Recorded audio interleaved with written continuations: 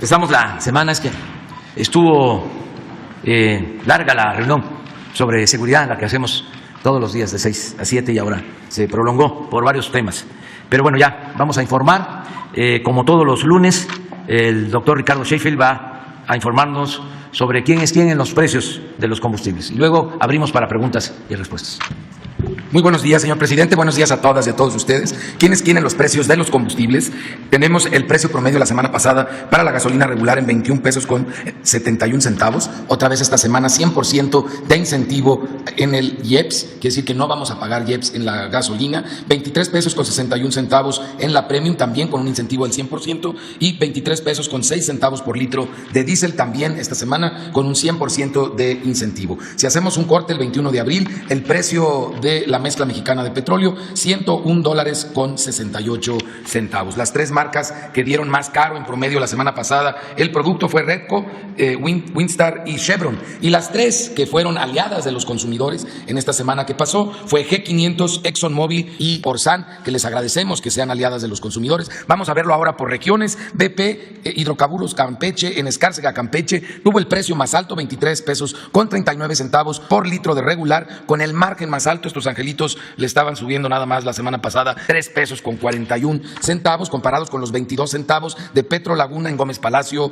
Durango, a 21 pesos con 20 centavos el litro. Ustedes ven, entre menor el margen, mejor el precio que nos dan a los consumidores. Por eso esta información nos empodera para decidir en dónde podemos comprar a un mejor precio los combustibles. Petro 7, en el caso de la Premium, a 25 pesos con 19 centavos por litro en Juárez, Nuevo León, un margen de 2 pesos 92 centavos, contra los 16 centavos de margen que tiene franquicia Pemex en Veracruz, que le permite dar un precio al público para la Premium de 21 pesos con 85 centavos. Y ahora, en el caso del diésel, BB en Carmen, Campeche, tiene un precio de 24 pesos con 69 centavos, un margen de 3 pesos con 11 centavos, y franquicia Pemex en Tuxtla Gutiérrez, Chiapas, con un precio al público de 22 pesos 45 centavos, tiene un margen de 16 centavos. Ustedes pueden ver en cada una de las 8 regiones del país quién tiene el precio más alto y el más bajo, pero en la app de litro por litro lo pueden ver a detalle donde ustedes viven, en la región, en la colonia, en la zona de la ciudad en la que ustedes viven. Pueden determinar dónde les conviene comprar, quiénes son los que dan más económico,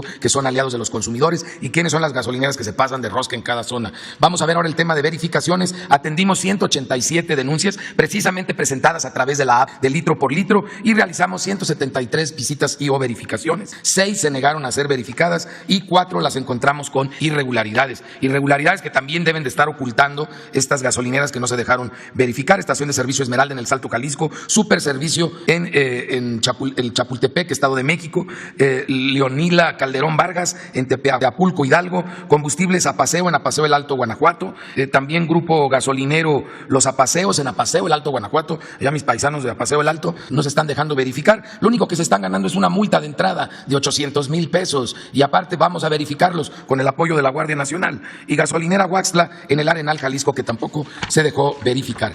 Estas dos, incluso el personal se encerró, ya ahora parece que esa es una instrucción que les dará algún mal consejero, supuesto abogado. Se encerraron en la oficina y decían que no había servicio, que por eso no nos podían atender. Y en la que sí pudimos entrar fue en Uruapan, Michoacán, donde encontramos en todas las bombas otra vez estos aparatejos, los diablitos, los rastrillos, que solo se usan, y si están presentes en la bomba es para robar a los consumidores. Y aquí tenemos cómo se hizo la cadena de custodia con la Fiscalía General de la República, porque allí ya estamos hablando de la comisión de un delito. Si no tomamos en cuenta el margen, la gasolina más barata la encontramos en Minatitlán, Veracruz, de la regular a 20 pesos con 19 centavos el litro en Servifácil, y en móvil a 20 pesos con 24 centavos en Tampico, Tamaulipas. Las más caras, 24 pesos con 30 centavos en Matehuala, San Luis Potosí, y 23 pesos con 99 centavos en Mascota, Jalisco, esta gasolinera en Mascota que le encanta pasarse de rosca, abusando de que son de los pocos proveedores en la zona. De la Premium, la más barata, 21 pesos con 69 centavos de franquicia Pemex en Altamira, Tamaulipas, y 21 pesos con 85 centavos de franquicia Pemex en Veracruz.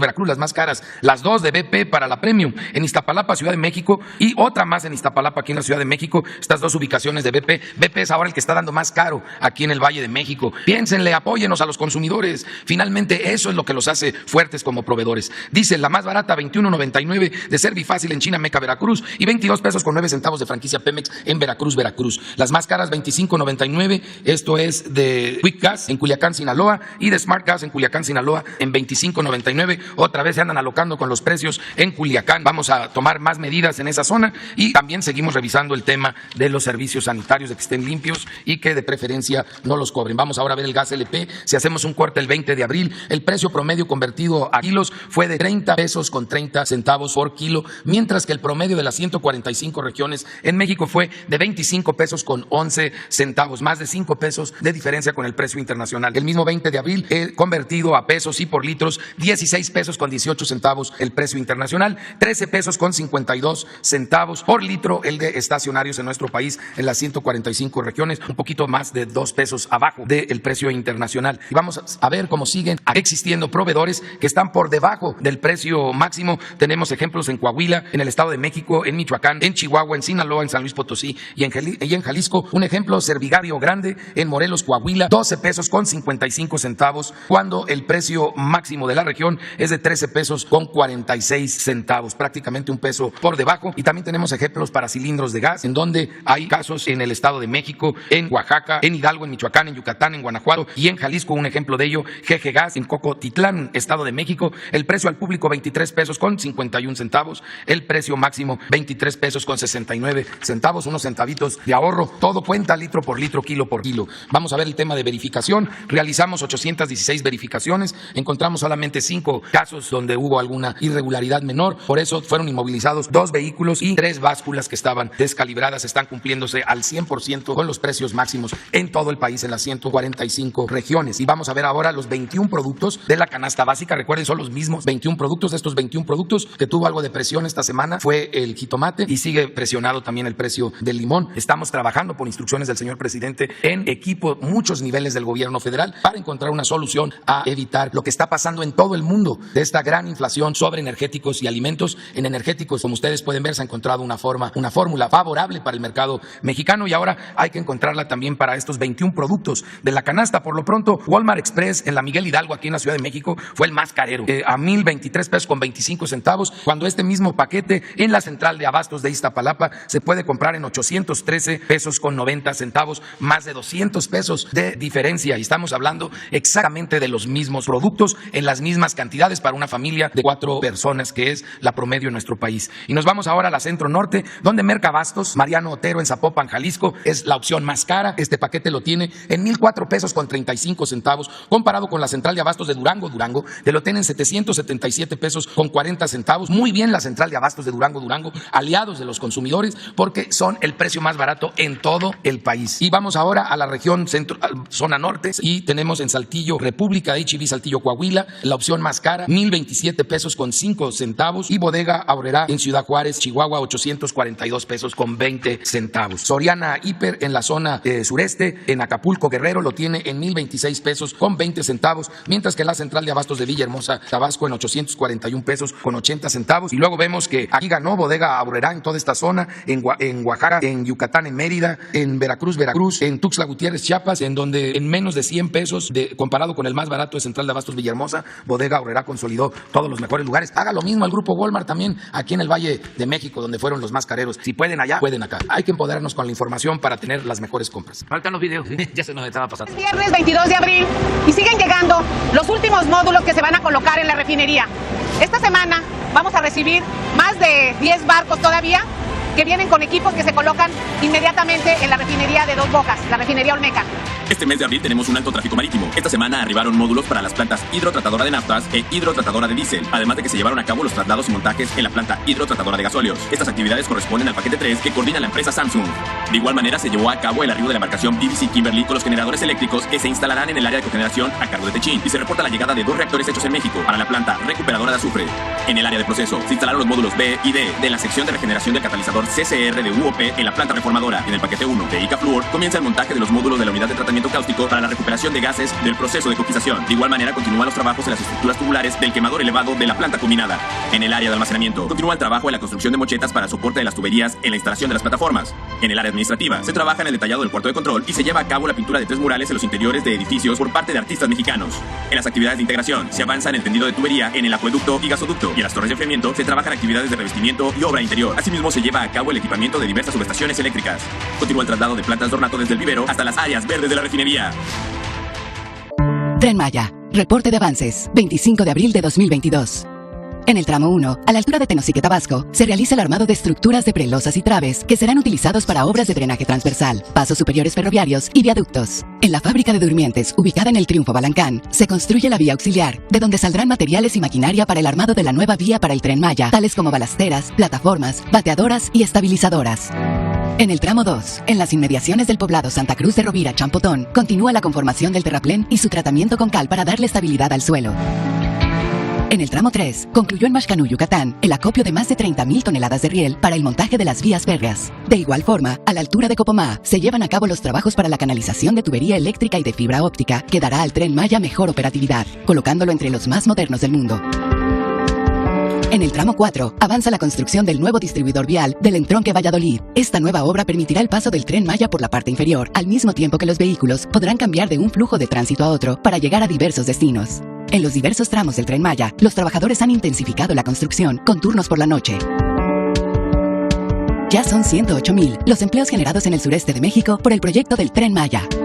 El Tren Maya avanza.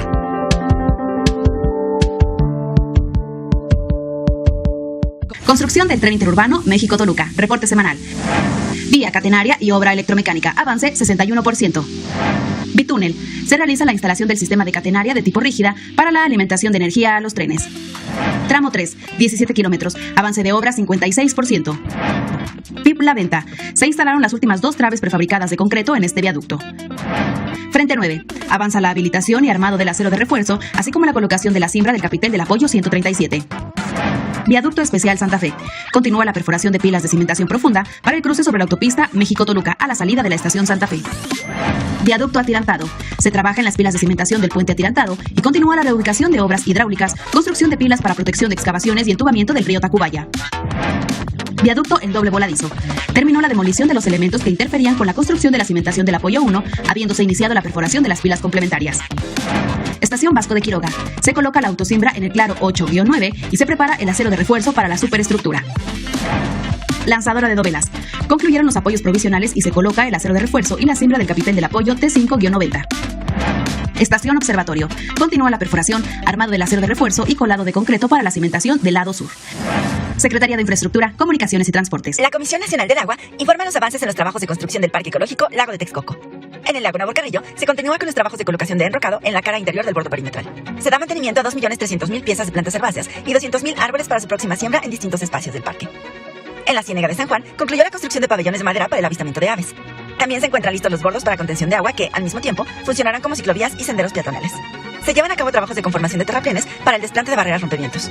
Asimismo, se desarrollan actividades de geotecnia en campo y se ejecutan trabajos de trazo de los ejes constructivos principales en las plataformas donde se desplantará el equipamiento deportivo. También se realizan actividades de banqueo de árboles y rescate de vegetación de la región. A la fecha, se han generado más de 2.800 empleos en la construcción del parque. Con ello, avanza la recuperación ambiental de la región en beneficio de los habitantes del Valle de México. Muy bien. Ustedes 2, 3, 4, 5, 6. Empezamos y luego vamos para atrás. Buenos días, presidente. Gracias. Preguntarle ayer, el expresidente Trump, en un mitin, dio su versión del episodio aquel cuando amenazó con imponer aranceles a las mercancías mexicanas. Hizo alarde incluso de que logró doblar al gobierno mexicano y decía que a usted le cae bien, a pesar de que es socialista. Preguntarle su opinión sobre estas declaraciones. Pues a mí me cae bien el presidente Trump, aunque es capitalista. Lo cierto es que nos entendimos y fue bueno para las dos naciones. Ahora estoy sintiendo que se está hablando más de México en Estados Unidos y es importante que los mexicanos sepamos el por qué. Este año van a haber elecciones en Estados Unidos. Se va a renovar una parte del Senado y también van a haber elecciones de gobernador en algunas entidades de la Unión Americana. Entonces, tanto los de un partido como de otro están queriendo, y ojalá y cambien de parecer, poner a México en sus temas de debate con lo migratorio, tratando de sacar raja de las fobias racistas, discriminatorias que existen en Estados Unidos y en todo el mundo. Entonces, es muy bueno que se sepa que nosotros no vamos a permitir a ningún partido de los dos de Estados Unidos, ni a ningún candidato que utilicen a México como piñata y que nos van a tener que tratar con respeto, como lo hacemos nosotros, que somos respetuosos con otros pueblos y con otros gobiernos. También decirle a nuestros paisanos que tienen origen mexicano y que votan en Estados Unidos, y no solo los mexicanos, a todos los hispanos que tienen también ciudadanía estadounidense, para que si se maltrata a México o algún país de América Latina, del Caribe, no voten por esos partidos y por esos candidatos, sean del Partido Demócrata o sean del Partido Republicano. Que no olviden olviden sus orígenes. Lo que dice la canción de Rubén Blades, que no lo olviden. El que no quiere a su patria, no quiere a su madre. Entonces vamos a estar aquí pendientes y cuando alguien se exceda y ofenda, lo vamos a señalar para que nuestros paisanos nos ayuden, porque son 40 millones los mexicanos que viven en Estados Unidos. Es la comunidad hispana más grande, 40 millones. Los hermanos cubanos son 4 millones. Los puertorriqueños, nuestros hermanos, también 5 millones. Ese es el orden. México en primer lugar, 40 millones, Puerto Rico y Cuba. Pero lo mismo, tenemos que defender a nuestros paisanos latinoamericanos de El Salvador, de Honduras, de Guatemala, de todo el continente. Eso es lo que puedo comentar sobre esa declaración. Fue muy buena la relación. Para los que quieran saber más sobre cómo fue la relación con el presidente Trump, voy a hacer aquí publicidad. Lo escribí en mi último libro y está muy puntual, a detalle. ¿Le faltó al respeto Donald Trump con estas declaraciones? ¿Se excedió? ¿Lo considera así? No, él es así. Y hay que ver las circunstancias. No voy yo a polemizar sobre eso. En mi libro cuento cómo fue la relación, porque también los conservadores de nuestro país, internacionalistas, exageran. Ya ven cómo cambian de chaqueta. Se vuelven feministas, defensores de derechos humanos, ambientalistas, nacionalistas, en este caso, por ejemplo, defensores de los intereses extranjeros. Bueno, ayer vi un mensaje de Krause, hasta de La Palma, de Reforma. Pero todo esto es porque están inconformes con la transformación del país. No quieren al pueblo de México, no quieren a la gente humilde, a la gente pobre. No les gusta el pueblo raso. Son muy elitistas, son conservadores. Nada más piensan en la cúpula. Quisieran que no hubiese democracia, sino que se tuviese un sistema político oligárquico. Esa es su verdadera postura política. Pero simulan porque son muy hipócritas. Entonces se hacen pasar por demócratas. Pero no lo son. Ellos quisieran un gobierno para los ricos. Que el gobierno fuese un comité al servicio, como era antes, de una minoría. Y que ellos también sacaran provecho. Porque cuánto se llevaba Krause del presupuesto y los medios de información del presupuesto se entregaba en publicidad como 10,000 millones de pesos a los medios. Y a los grupos de intelectuales orgánicos se les trataba muy bien. Y a los integrantes de asociaciones supuestamente no gubernamentales de la sociedad civil, lo mismo. Entonces todo eso se terminó. Ya no hay corrupción y están muy molestos. Por cierto, creen que les iba yo a mostrar lo del departamento que compró Loret de Mola y ya tenemos la información. A ver si la pones. Pero no es lo único, su familia tiene como 12 departamentos. Él tiene pues una mansión en Valle de Bravo de cerca de 40,000 metros cuadrados que vale una fortuna. Pero esto es nada más una muestra y voy a seguir esperando que dé a conocer cuánto tiene, porque este departamento lo compró creo que en 2019 su abogado, una finísima persona, notario público, Morales Lechuga. ¿En dónde está? Pues en Polanco. ¿Saben cómo salimos en Polanco cuando hay votación? No sacamos ni el 10% del voto. Como se dice en el béisbol, paliza, porque pues aquí viven, no todos desde luego, no quiero generalizar, pero sí muchos aspirantes a fifí y beneficiarios del régimen de corrupción, de injusticias, de privilegios que imperó, que dominó, que se impuso por más de 3 décadas. ¿Cuánto vale? ¿No dice? El precio más o menos. Vale 48 millones. Es lo que pagó. ¿No eran 24? Aparte, 48 millones. ¿Y cuánto vale actualmente eso?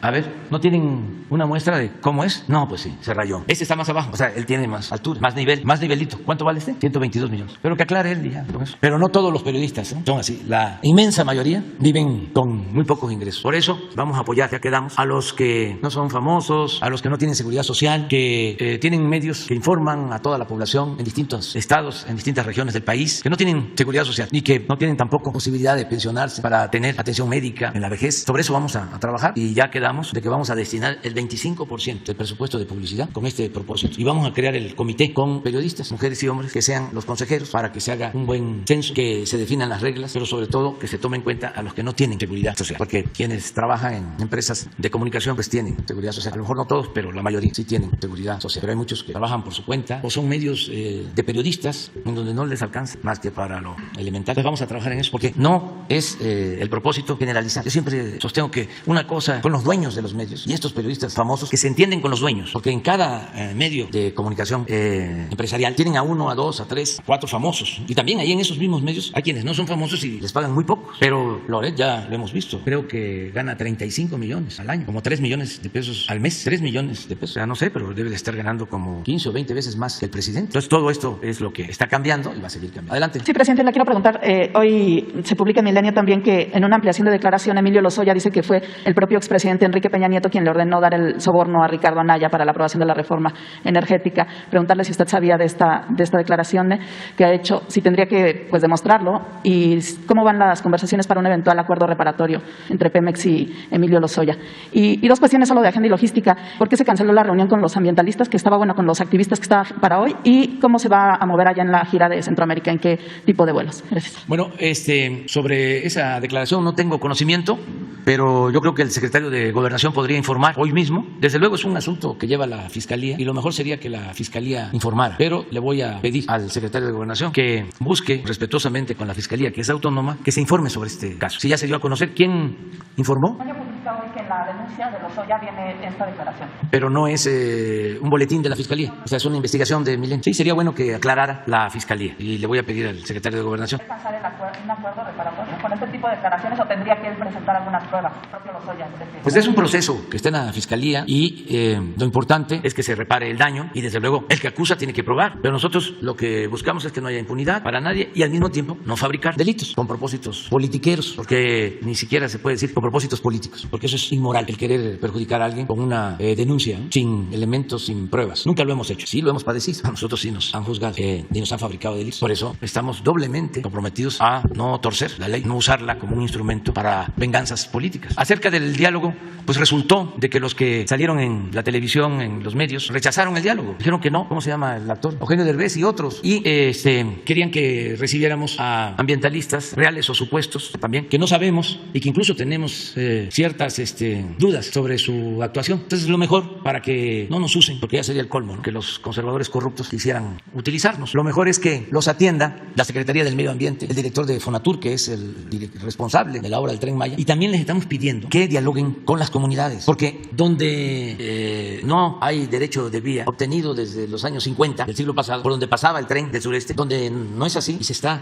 abriendo una brecha nueva para el paso del tren, la construcción del Tren Maya, pues se está llegando a acuerdos. Se llevó a cabo una consulta, varias consultas, asambleas ejidales. Entonces se cuenta con todas las anuencias de ejidatarios, de pequeños propietarios. Los amparos no son de los propietarios, son de estos grupos. Entonces que vayan a dialogar con los campesinos, las comunidades, un poco lo que vimos aquí. ¿Por qué no vuelves a poner el video de Jacinto Pá? Es que es muy importante, porque son como dos mundos, el del pueblo y el de la llamada sociedad civil o sociedad política. Son cosas distintas y molesta mucho el que no se quiera tomar en cuenta al pueblo o se le considere ignorante, manipulable, cuando hay una gran sabiduría en nuestro pueblo. Saben perfectamente bien lo que les conviene y lo que no les conviene. No son ciudadanos imaginarios. Arriba puede haber desconocimiento de las cosas, abajo no. La gente está muy clara, muy despierta, muy avispada. Entonces molesta mucho esa actitud de los que se creen de la élite, expertos, hasta los mismos científicos. No pueden negar el conocimiento que tienen los campesinos sobre la tierra, sobre el medio ambiente, sobre la flora, sobre la fauna. Son conocimientos que han heredado de generación en generación. Miren esto, esa es la respuesta, pero en todos los ejidos. Por lo que no se trata de un problema social o ambiental, es un problema político o politiquero. Los cenotes, pues le damos mucho aprecio, valor, porque son dados por la naturaleza, no son fabricados. Entonces lo cuidamos. Aquí nacimos, aquí andamos y somos parte de la naturaleza. La obra del Tren Maya se van a hacer alejados de los cenotes, van a estar en las áreas elevadas. No va a pasar acá. Aquí de los cenotes donde está el famoso cenote Dos Ojos, Parque Dos Ojos, va a pasar como a unos 3 kilómetros más hacia atrás, donde sin duda no nos va a afectar. Lejos de donde nosotros estamos, donde va a pasar el tren, no va a pasar encima de los cenotes para que nos dañe. Tenemos elegido que son cenotes muy importantes. El primero es cenote Jaguar, segundo cenote Nictejal, tercero que es Dos Ojos, cuarto es cenote Pit, y otros dos que se llaman Los Monos y Misterio. Entonces el trazo quedó atrás de esos cenotes. Porque mientras avanzamos más hacia atrás, el grosor de la tierra se va haciendo más grande. Es el área más rocosa, el área más alta de nuestro ejido y que no está cerca de los cenotes. Hemos notado que las dependencias hacen los estudios del suelo, hacen los estudios de la flora y fauna del lugar, están haciendo los estudios de la selva, del medio ambiente, y no hay tal ecocidio como se dice. Hay muchos que sacaron esa versión también porque no les convenía. Tanto inversionistas como gente que realmente estaba cuidando sus intereses. Políticos, gente de dinero, ¿no? Ambientalistas que los contratan algunos políticos y todo eso para dar un mal informe. Es que ellos no están en el lugar, no viven en el lugar. Tanto artistas, inversionistas, les gusta el chisme. Pues los artistas, ellos es diferente del mundo de ellos. Ellos critican sin saber que nosotros, los pobres, los campesinos, vamos a obtener beneficios de los proyectos de gobierno. Es solamente una publicidad engañosa. Y aprovechando de que son gente de gran talla, que tienen muchos admiradores, hagan creer lo que ellos dicen. Y la verdad, aquí es otra. A la gente, al país y a todo el mundo de que pues se entere de que aquí pues fue un acuerdo con todos los ejidatarios. Tenemos aquí en el ejido gente con mucha preparación, ingenieros, arquitectos, abogados, y y la gente del campo, que es la gente que se adentra más en él, y llegamos a un estudio y un análisis de ver hacia dónde podría sí ser viable y que no nos afectaba, y que está a kilómetros retirado del área natural, de las áreas naturales que son los cenotes. Hemos caminado nosotros con los compañeros 9 kilómetros. Desde Ciudad Chemullín hasta donde se pretende que va a llegar la estación del tren. Físicamente entramos con los topógrafos para abrir el trazo, para checar el trazo. Fueron como unos 2 meses de diálogo, mesas de trabajo, no hubo nada de imposición. Aquí la gente se tomó el acuerdo y tomó esa decisión. Los ejidatarios fueron los que decidieron para ese proyecto. No nos negamos a que haya un tren porque se está beneficiando el pueblo.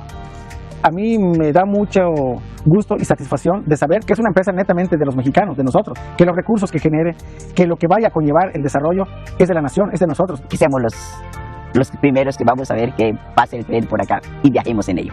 Vamos, súbete al tren. Súbete al tren. Súbete al tren. Súbete al tren. Naquen te haga el cacaco. ¡Súbete al tren! Sí, de una vez, miren, el Tren Maya no va a afectar ningún cenote, ningún río submarino. Pero sí hay quienes han afectado cenotes y ríos submarinos. Los pseudos ambientalistas y artistas no protestan. Les voy a poner una foto, a ver si la consigues, de Derbez inaugurando un hotel en Xcaret. Esa empresa turística, Xcaret, sí ha hecho trabajos de unir cenotes, de desviar ríos. Y vi una foto en donde quien inaugura uno de los hoteles de Xcaret es Derbez. ¿En qué quedamos? Hay un doble rasero. Nosotros tenemos un compromiso con la gente, con el pueblo, de no cometer injusticias, de no destruir el territorio, de cuidar el medio ambiente. Y es una convicción, no es una pose. Llevamos años luchando por eso. A ver si está. Ahí está. ¿Y no tienes más fotos? A ver, que te ponen tímidos aquí.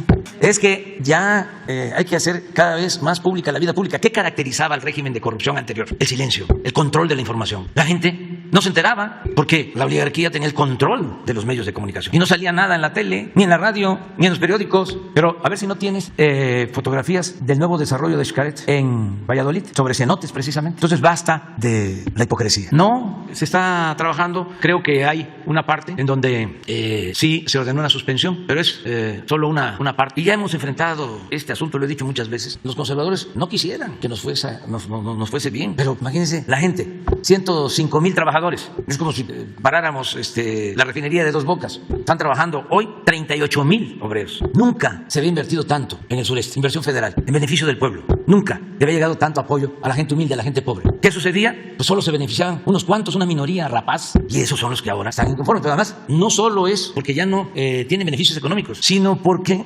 se sienten ofendidos por la política de darle preferencia a los pobres, al pueblo. Porque en la mentalidad de muchos, el pueblo es pobre porque no trabaja, porque es flojo. Esa es la mentalidad porfirista y desde luego falsa. Este es el caso de los migrantes. Donde hay oportunidades, salen adelante. Miren lo que envían, 55,000 millones de dólares. Nuestro pueblo no es flojo, nuestro pueblo es muy trabajador. Pero en la mentalidad conservadora de hacendados de la época de Porfirio Díaz, de hacendados esclavistas, eso es lo que prevalece. O de caciques que maltratan a la gente humilde. Por eso no me extraña lo que declaró una candidata del PRI, de Hidalgo.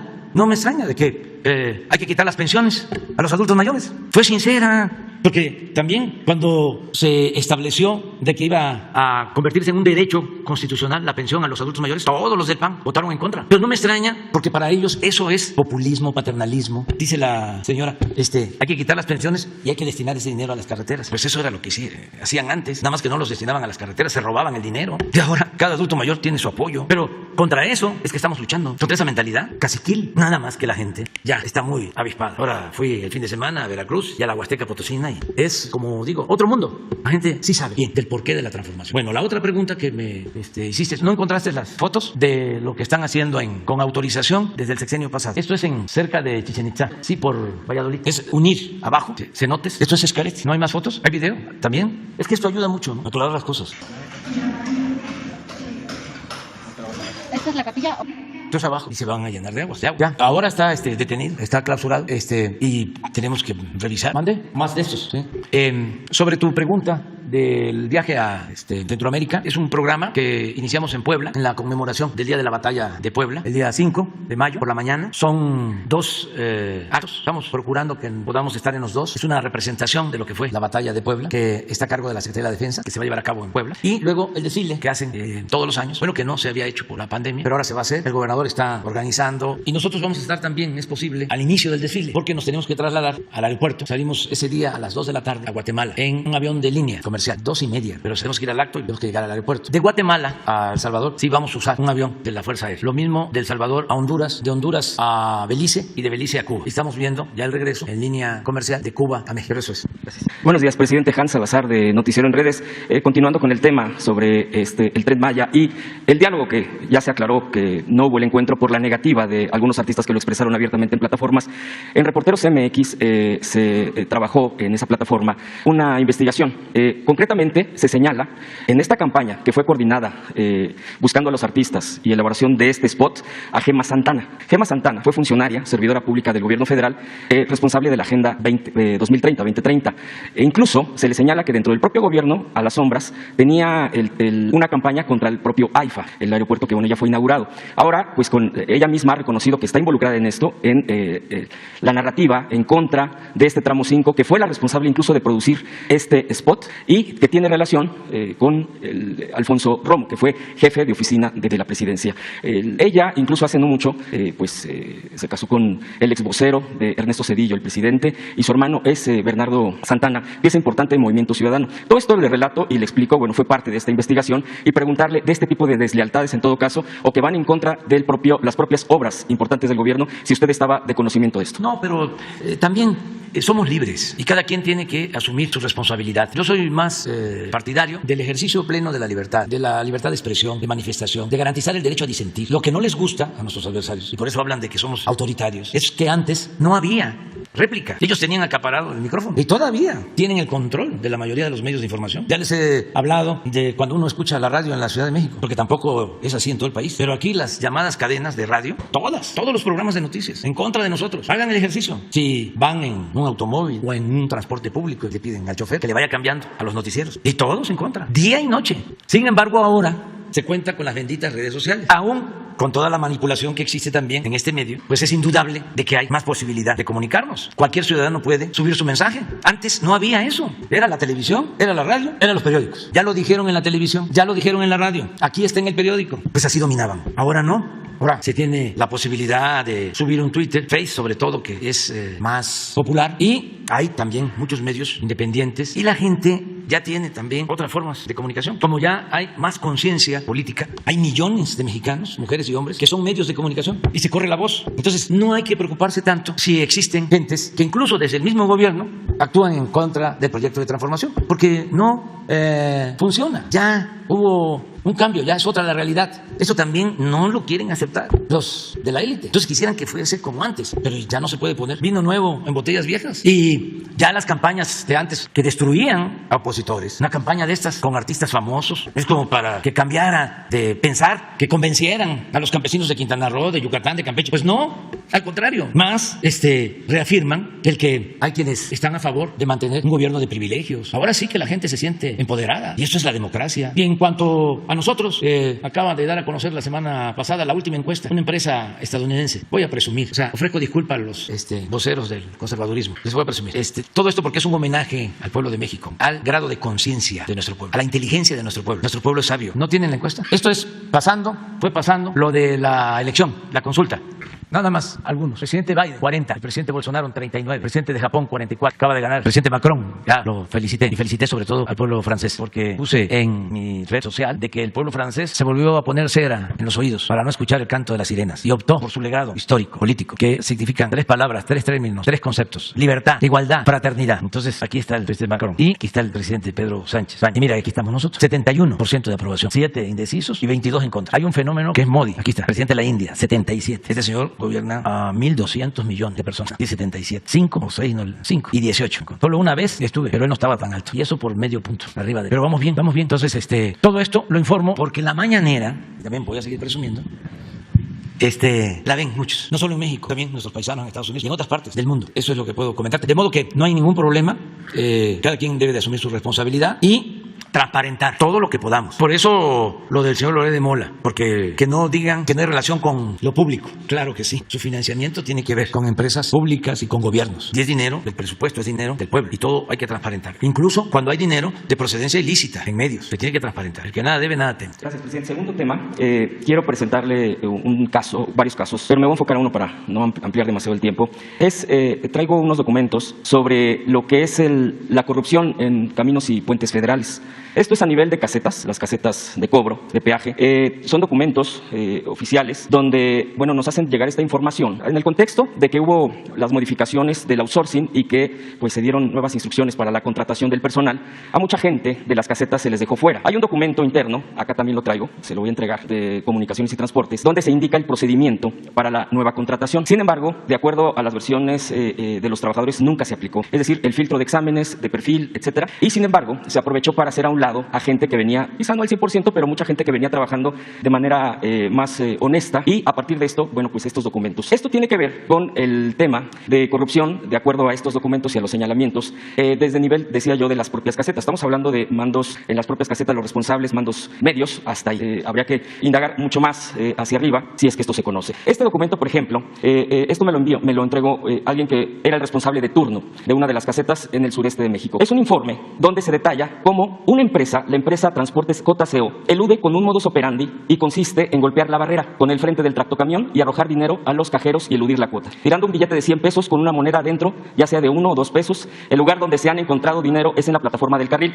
así como en los espolones antes y después de la cabina. Se eluden en convoy, en 2, 3 y hasta 4 unidades. El carril donde se eluden es mayormente en el carril 4A. Estoy hablando de la Sánchez Magallanes, que es al sureste. Esta empresa, que transporta material de petróleos mexicanos en contenedores, en el costado de los tractocamiones indican que son unidades que trabajan a la empresa Waterford. Se dicen unidades detectadas, las cuales son las que lideran los convoys. Es decir, entran o pasan en grupo, en convoy, y arrojan esto porque es un modus operandi para no pagar los 300 pesos. Y pagan esto. Hay una denuncia aquí también, aquí viene incluso la hora de cada una de las detectados, las fotografías. Este es un expediente, este es un estudio interno del propio Caminos y Puentes Federales. Entonces, se negocian los lugares, las casetas que van en los extremos, que es donde pasan los camiones de tonelaje alto. Entonces, esto es de acuerdo, obviamente, a un asunto con administradores, responsables de turno y subgerentes operativos. Entonces, aquí está la información, presidente. Viene el documento también, le decía yo, de cuál era el procedimiento y que se ha incumplido, también de acuerdo a los trabajadores. Se les ha hecho a un lado. Y aquí vienen varias denuncias incluso de abuso de autoridad interna, porque estos responsables pues ya llevan bastante tiempo enquistados en estos lugares, y la gente que fue pues hecha a un lado no son pocos, son bastantes, y tienen bastantes denuncias. De hecho, están haciendo lo propio. Y aquí también entrego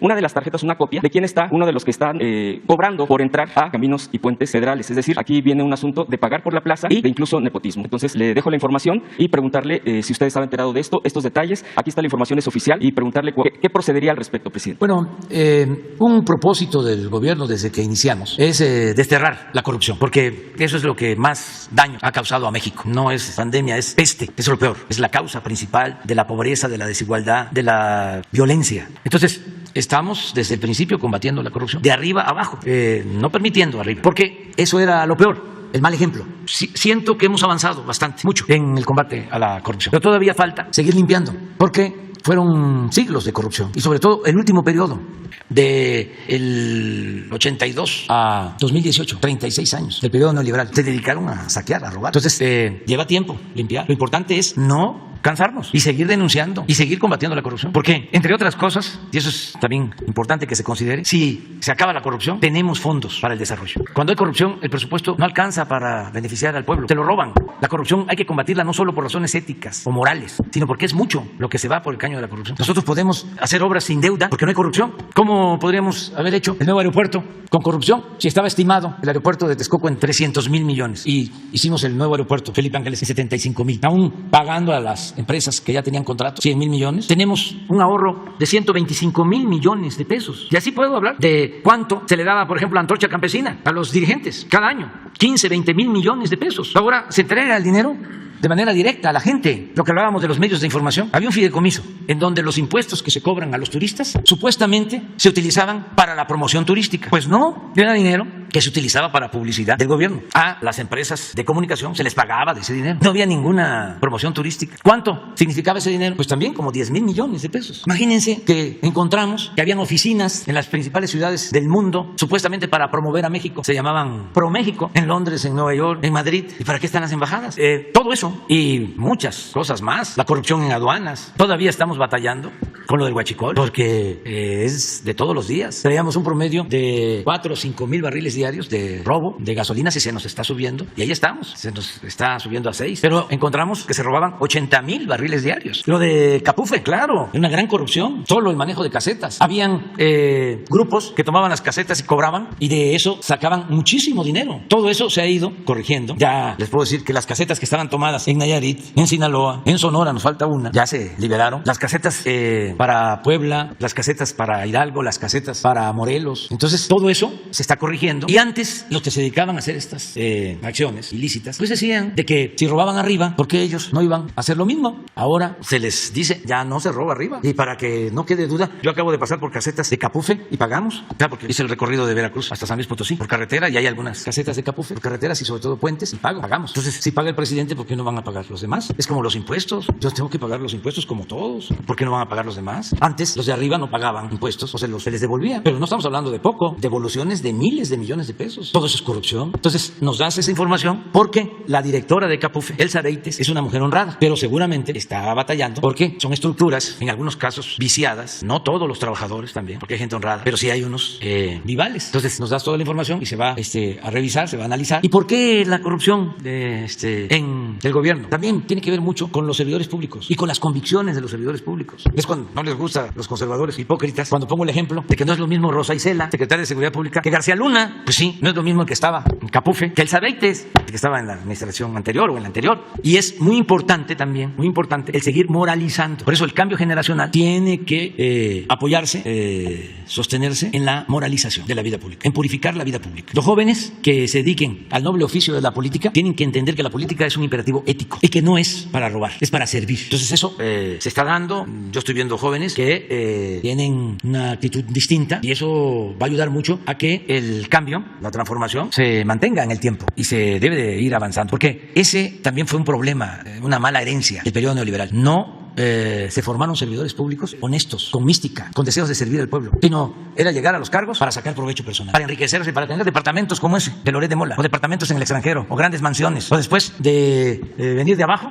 terminar viviendo en una mansión en las Lomas. No, eso no es la política, eso no, eso es corrupción, eso es una distorsión de lo que debe ser el servicio público, y eso hay que seguirlo combatiendo todos los días, no permitirlo, denunciarlo. Por eso es muy importante la función de ustedes, donde vean que hay actos de corrupción, denunciarlo, no quedarse callados, porque sí, todos tenemos que ayudar. ¿Sí? ¿Con Jesús?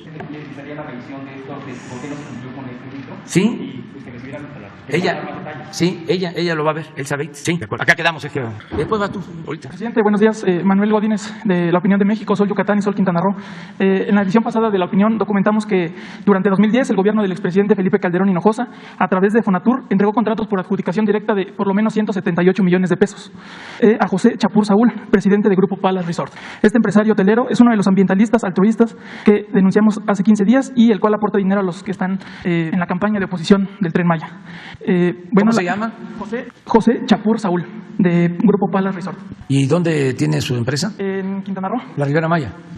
Bueno, por esto le pregunto qué opinión tiene sobre la posición de estos hoteleros que se oponen al Tren Maya, que ahora ya no son beneficiados con contratos de obra, que además hasta la fecha continúan gozando de impunidad, pues ninguno de los contratos que recibieron en ese sexenio han tenido resultados tangibles, no existen las obras, no se ejerció nada, incluso algunos no eran direcciones inexistentes donde se supone que harían las obras.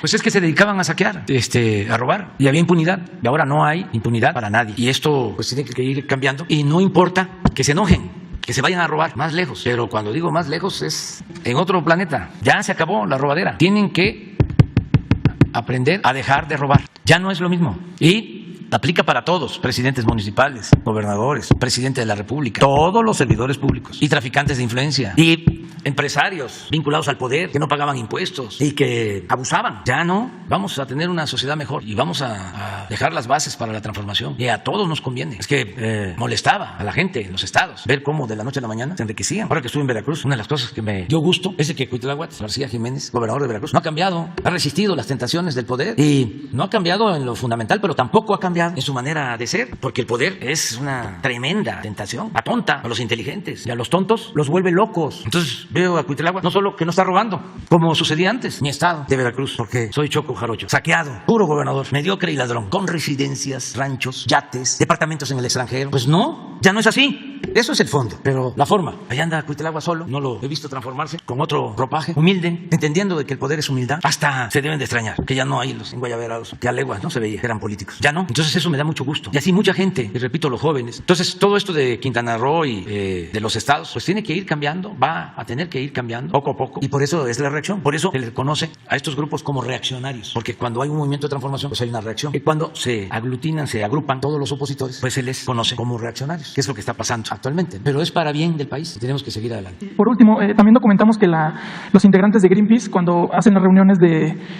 digamos que en contra del Tren Maya, se hospedan en el complejo hotelero Mayacoba de Quintana Roo, donde acuden, aparte de hospedarse, a jugar golf con todos con los empresarios que están financiando la oposición al Tren Maya. Hay necesidad de hacer una revisión a fondo de organismos mundiales. Lo fui a decir a la ONU sobre el manejo de las llamadas organizaciones no gubernamentales, de la llamada sociedad civil, de muchísimos organismos supuestamente para la protección de los derechos humanos, porque es una constelación de organizaciones financiadas por grandes empresas, por gobiernos extranjeros, incluso por la misma ONU, que hacen muy poco realmente en beneficio del pueblo, en beneficio de los pueblos. Pero un funcionario de la ONU que tiene que ver con medio ambiente, que tiene que ver con derechos humanos, debe estar ganando 200, 300 mil pesos mensuales. Y la mayoría conservadores. Son organismos que con el tiempo fueron tomados por los que se sienten dueños del mundo. Por eso hace falta un análisis profundo y terminar con mitos y hablar con la verdad, hacer a un lado la simulación. Fíjense esto de Greenpeace, que se hospeden en un hotel porque jueguen golf, un hotel de lujo. Si es de los más costosos cierto de que Quintana estás Roo. tú sosteniendo. ¿Cómo se llama el hotel? Complejo hotelero Mayacoba. Mayacoba, Quintana Roo. ¿Y cuánto cuesta la noche ahí? La tengo en los periódicos, pero... ¿Cuánto? 20,000 pesos la noche. Sí, pues sufren mucho. Entonces, todo eso hay que revisarlo y no dejarse apantallar. Y cuando se lucha por una causa justa, hay que mantener las convicciones. Ahí sí, ser como Juárez, intransigente en la defensa de los principios. Juárez nunca perdió la fe en la causa que defendía. ¿Ya no recibirán ninguna concesión estos empresarios? No, o sea, concesiones que destruyan el medio ambiente, no. No hemos dado una concesión para la minería. No se ha usado el mecanismo de extracción de hidrocarburos, el frac. No hemos permitido la entrada del maíz transgénico. Estamos creando parques naturales para los de Greenpeace, para los ambientalistas, verdaderos o falsos. México, repito, es el país del mundo con el programa de reforestación más importante. No hay en el mundo un país que destine 1.400 millones de dólares al año para reforestar. Ninguno. Por eso tenemos autoridad moral. Por eso no tenemos nada de qué avergonzarnos. Y vamos a continuar. Adelante. Gracias. Bueno, a ver, el compañero, espera. Me ando cayendo. Buenos días, señor presidente. Muchas gracias. Julio Mar Gómez, informando la transformación, denunciando la corrupción de la Agencia de Medios Digitales del Pacífico, reportero urbano 911 Noticias. Presidentes, a principio del 2018, el exalcalde de Nuevo Laredo, Carlos Canturrosa, ordenó a su tío nombre Rodolfo Cantú organizar y ejecutar el asesinato del periodista Carlos Domínguez de Nuevo Laredo, Tamaulipas. Así relatan los medios de comunicación de Tamaulipas y así lo aseguran también la familia del periodista. El crimen del comunicador, descubrir el esquema utilizado por este político para desviar casi 1,000 millones de pesos del erario público de Nuevo Laredo, a empresas fantasmas. El crimen se ejecutó el 13 de enero del 2018. Carlos Canturrosa había amarrado ser el próximo candidato de Morena a la presidencia municipal de Nuevo Laredo para las elecciones de junio de ese año. Se sabe que él quería aparecer en la boleta electoral junto a usted, señor presidente. El triunfo del político hoy morenista parecía imparable y nadie en Tamaulipas negaba que pese a su crimen volvería a ser presidente municipal de Nuevo Laredo. Porque todos en Nuevo Laredo sabían que él fue quien ordenó asesinar a un comunicador. El latrocinio a las arcas de Nuevo Laredo cometido en el 2013 al 2016 parecía un tema muerto y enterrado, al igual que el periodista al que había ordenado asesinar. Era el 23 de marzo del 2018 y en dos operativos simultáneos, uno en Zacatecas y en otro en Nuevo Laredo, la Fiscalía General de la República y la Fiscalía de Tamaulipas ejecutaban 6 órdenes de aprehensión contra probables asesinos materiales, el cointelectual, Rodolfo, el tío y los cómplices. La Fiscalía Estatal iba por Carlos Canturrosa, pero este huyó rápidamente a Laredo, Texas, debido a una filtración de información. 6 días después, el 29 de marzo del 2018, Morena hizo oficial a Canturrosa como candidato a la presidencia de Nuevo Laredo. Era imposible creer, pues pese a estar prófugo y estar huyendo de su responsabilidad en un homicidio, era igualmente candidato de Morena. Usted lo respaldó menos de una semana después de visitar Nuevo Laredo como parte de su campaña por la presidencia de la República, hasta que a mediados de abril se destapó la información que le costó la vida al periodista Carlos Domínguez. La empresa de Canturrosa y esquema de desvíos de recursos públicos llegaron a un medio de comunicación nacional a la que se difundió ampliamente. Hora después de la divulgación de la información de la empresa fantasma por las que mandó matar a un periodista, Morena le retiró la candidatura a Canturrosa. Actualmente, el exalcalde fronterizo lleva 4 años prófugo de la justicia por los cargos de asesinar al periodista Carlos Domínguez, que se han sumado a los delitos relacionados por desfalco a las arcas públicas de Nuevo Laredo, y cuenta con 3 órdenes de aprehensión y una ficha roja de la Interpol vigente hasta el día de hoy. Pero parece que Canturrosa tiene un as bajo la manga, pues se le pudo ver en los últimos meses compartir fotografías en sus redes sociales junto a Américo Villarreal, el candidato de Morena al gobierno de Tamaulipas. Y se sabe, según fuentes, que ya negoció impunidad en todos los cargos que tiene pendientes a cambio de operar a favor de su candidatura. Y todo parece ser que ganar a este candidato podría ser el próximo secretario de gobierno de Tamaulipas. Imagínese, presidente, el próximo secretario de Tamaulipas podría ser un asesino de periodistas. Y además desfalcó por casi $1,000 millones a la ciudadanía que le brindó su confianza para ser alcalde en el 2013. Todo por apoyar hoy a que un candidato Morena para ser gobernador. Para cumplir con el acuerdo, su hermana Carmen Lilia Canturrosa, alcaldesa de Nuevo Laredo, puso a la disposición del candidato morenista todos los recursos económicos y humanos con los que cuenta la ciudad para favorecerlo en las próximas elecciones que se celebrarán el 5 de junio. De ganar a Américo Villarreal la gobernatura del estado, Carlos Canturrosa es un asesino y ladrón comprobado que lleva 4 años huyendo de la justicia mexicana. Volverá a Tamaulipas, donde la impunidad morenista lo recibirá con los brazos abiertos y con el segundo cargo más importante del estado. Presidente, ¿se vale que los candidatos de Morena realicen este tipo de acuerdos con delincuentes de este nivel de peligrosidad que tienen cuentas pendientes con la justicia por asesinar a un periodista y desfalcar desproporcionadamente el erario público? ¿No se supone que ya no eran iguales, presidente? Para terminar, imagínese el terror y la impotencia de la familia del periodista que deben de estar pasando por este momento al ver este tipo de situaciones y que puede regresar impune a Tamaulipas después de sus crímenes. ¿Cuál es su punto de vista respecto a esto, señor? Pues es que algo parecido a lo que decía yo sobre lo que está sucediendo en Estados Unidos. Como hay elecciones, es lo mismo lo que tú estás planteando. Como hay elecciones, pues están atacándose. Pero la gente de Tamaulipas, afortunadamente, está muy despierta, muy consciente. Entonces, no se puede utilizar un caso así en vísperas de una elección sin dejar de sospechar de que se trata de un asunto politiquero, de atacar al candidato de Morena, con este caso, y beneficiar pues al otro candidato. Entonces, si no hay pruebas, no se pueden hacer estas denuncias, porque así como tú estás planteando las cosas, yo también las planteé en su momento, pero en sentido opuesto. Yo defendí a este señor Cantú porque consideré que le fabricaron el delito, precisamente en una campaña política. Y así te podría hablar de muchos casos en donde nosotros no usamos eso para perjudicar a nadie. Acabo de estar en San Luis, me dijeron de que la solución para que no llegara el actual gobernador estaba en mis manos, porque el actual gobernador había estado en la cárcel y que era cosa nada más de ventilar el asunto. Claro que el que me lo pidió, lo que quería era que ganara su candidato. Obvio, nada más que pues yo ya no me estoy chupando el dedo. Además tengo principios. Entonces, lo mismo. Conocí la otra versión de que 6 años antes, en efecto, lo habían metido a la cárcel al actual gobernador porque lo eliminaron como candidato. Y así otros candidatos que incluso no tienen que ver con nuestro movimiento. Vinieron a decirme que había una relación del actual gobernador de Nuevo León, lo mismo, con una banda de delincuentes. Y que había una persona dispuesta a declarar, pero que lo que quería era que yo lo respaldara. Y que así ya no podía ser candidato. Y dije, no, vayan con la fiscalía. Así era antes. Entonces, tú tienes todo el derecho de expresarte, de manifestarte. Ya lo hiciste. Claro. Hay que dejarle al pueblo. Sí, suponía, presidente, que por ahí iba a ser su respuesta. Sin embargo, esto no es que lo estoy expresando yo. Soy interlocutor de la familia Domínguez. Entonces, ese es el mensaje que usted le está emitiendo a la familia Domínguez. Y a las víctimas de las agresiones a periodistas y demás. Sí. Y a todos que no dejen de pedir justicia, pero que no se dejen también utilizar por los que trafican con el dolor humano. Gente perversa. Por eso, ya manifestaste con todo tu derecho y decirle a los familiares que no dejen de luchar para que se esclarezcan los hechos, se castigue a los responsables, pero que al mismo tiempo no sean utilizados por sopilotes en temporadas electorales. Ese es el mensaje. Yo creo que sería conveniente también hacer un llamado a la Procuraduría, a la Fiscalía General de la República y a la Procuraduría para que mediante usted, pues se haga la justicia, ¿no? Porque no es de las víctimas estar solicitándole. Yo creo que por medio de usted, yo creo que sería inconveniente. Sí. Todo lo que nosotros podamos hacer para que se esclarezcan estos casos y se castigue a los responsables. Lo que queremos es hacer realidad el cero impunidad. Y vamos a seguir con eso. Bien, por último, presidente, tenemos información En mi medio, bueno, que en el 2021 el Instituto Mexicano del Seguro Social compró solo cubrebocas más de 800 millones de pesos a una empresa denominada Galia Textil. Esta empresa ha sido la más favorecida del sector durante la pandemia y para la compra de insumos médicos. Galia Textil dejó fuera a otros competidores del mercado que incluso producían cubrebocas y otros insumos con precios de por piezas y al mayoría hasta el 25% a lo que esta empresa facturó en el sector salud. En pocas palabras, el sector salud adquirió cubrebocas y otros insumos que en su momento no cumplían con los estándares ni los requerimientos que marcaban la norma internacional para una protección adecuada. Casualmente, esta empresa no contaba con permiso ni las certificaciones y no les exigieron la ficha técnica. Al día de hoy, empresas que llevan más de 1,300,000 pesos en asignaciones directas durante la pandemia. Hoy por todo México hay bodegas con millones de cubrebocas de calidad idóneas para ser usados en hospitales y que pudieran haberse ayudado a salvar vidas en la emergencia de la salud, en la emergencia sanitaria, pero que nunca se lograron vender ni llegaron a los hospitales, afectando seriamente a estos empresarios que quisieron ayudar al país produciendo estos tan necesarios insumos a precios por piezas que oscilaban de 20 a 25 pesos. Presidente, solicitaría a la Secretaría de la Función Pública una investigación auditoría sobre el método y criterios que se utilizaron para la adjudicación de compras a cubrebocas e insumos médicos durante la pandemia. Señor presidente, para serle sincero, tengo contratos, tengo evidencia y tengo mucho más allá de esta investigación de quiénes y cómo se hicieron estos contratos y siguen siendo la misma dinámica y procedimientos que se utilizaban de amiguismos, de que el director del Instituto Mexicano del Seguro Social tendría favoritismos, que tenía incluso los propietarios de algunas empresas que hicieron contratos con el Instituto Mexicano del Seguro Social son cercanos a usted y esto pues obviamente nos pone en riesgo siempre que hacemos investigaciones. ¿Por qué no nos daría usted mejor un informe de cómo se llevó a cabo esa dinámica de la adquisición? Pero yo no tengo nadie cercano. No, usted no, pues, proveedor, pero sí los secretarios. No, usted no, claro que no, pero el gabinete me refiero. Yo no soy rata.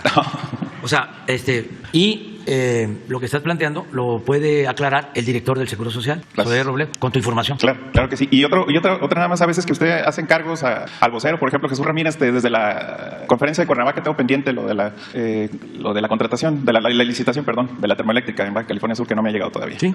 Pues ya tiene algunos meses con esto. Sí. Lo de SOE hoy mismo. Sí, incluso que reciba al compañero, lo recibe. Y lo otro también hay que darle. Muy bien. Ya, ¿no? Quedan ustedes los tres. Mañana. Pero es que ellos esperaron. Sin lista. Bueno, mañana me doy cuenta. Y hoy no hubo equidad de género porque faltaron mujeres. Mañana vamos más como mujeres. Hoy tengo algunas reuniones, no tengo reuniones para tratar lo de la inflación. Vamos bien en recaudación, vamos bien en generación de empleo, el peso está resistiendo y vamos a dar una opción, una alternativa. Mejor dicho, se va a poner en marcha un programa para enfrentar la inflación. En eso estamos. Fíjense lo importante del sector público, que todo esto nos sirva de experiencia. Como en lo energético tiene más presencia el sector público, Pemex, la Comisión Federal de Electricidad, que querían desaparecerlos tecnócratas neoliberales, dejando todo el mercado del sector energético a las empresas, sobre todo extranjeras. ¿Cómo hemos cuidado eso? Ahora con la inflación no tenemos aumentos de precios. Y con relación a Estados Unidos, nosotros tenemos una inflación en energéticos de 0.6 y ellos tienen una inflación en energéticos de 2.5. Bueno, se quejaba el presidente Biden, con razón, de que sí está arriba el precio del crudo, pero que no se justificaba que aumentara tanto en Estados Unidos el precio de las gasolinas, porque los intermediarios, como son puras empresas particulares, abusaban. Una empresa pública no tiene como objetivo, como propósito, el lucro,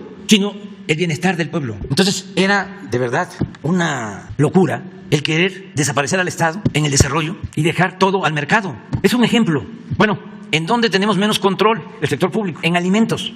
Y ahí es donde tenemos que actuar. Desde luego, buscando acuerdos con productores. Aprovecho para decirle a los productores del campo, pequeños productores, que ya estamos entregando apoyos y que hay que sembrar, hay que producir. Ningún país puede salir adelante si no produce. Y en estos momentos es fundamental sembrar maíz, sembrar frijol, sembrar arroz, no depender. Así como debemos de ser autosuficientes en energéticos, tenemos que ser autosuficientes en alimentos. Y eso es lo que estamos tratando ahora. Fortalecer la producción y dar facilidades para que haya libre mercado, que no haya aranceles y que podamos adquirir lo que nos convenga en el extranjero, sobre todo productos de la canasta básica. En eso está ahora mi preocupación y desde luego mi ocupación, en el control de la inflación, porque eso daña mucho, eso afecta a la economía popular. Estamos en eso, yo creo que en una semana más ya presentamos el plan. Hemos avanzado bastante, estamos hablando con empresarios, con productores, pero el llamado es vamos a producir, vamos a sembrar. Ahora que es el tiempo, ya con las primeras lluvias, a sembrar. Y todo lo que hagamos, aunque sean pequeñas parcelas, para tener el maíz, para tener el frijol, para tener los alimentos básicos, ayuda mucho, porque es un desajuste mundial que se produjo o se precipitó con la pandemia y luego se agravó con la guerra, porque ahí hubo una falla en eso. Se debió